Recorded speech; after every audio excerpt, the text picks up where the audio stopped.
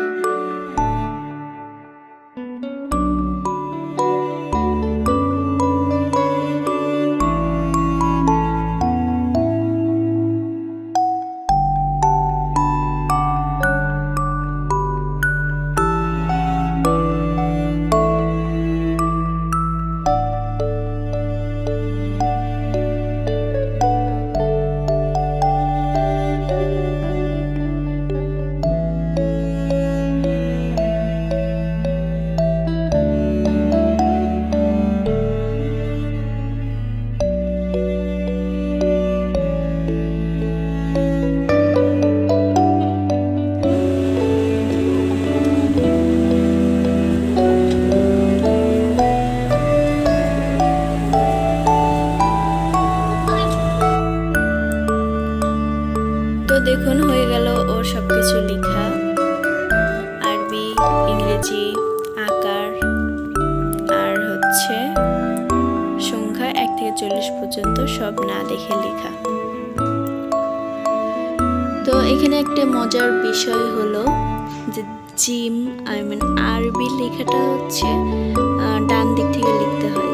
তো ও আরবি লেখাটা ডান দিক থেকে লিখে সে আরবির সাথে যে বাংলা পাহাড় অর্থ আছে সেটাও ডান দিক থেকে উল্টা করে লিখেছে। এটা খুবই মজার একটা বিষয়। তো আমাদের আরও এমন ভিডিও পেতে চ্যানেলটি সাবস্ক্রাইব করে আমাদের সাথেই থাকুন। ভিডিওটি দেখার জন্য ধন্যবাদ।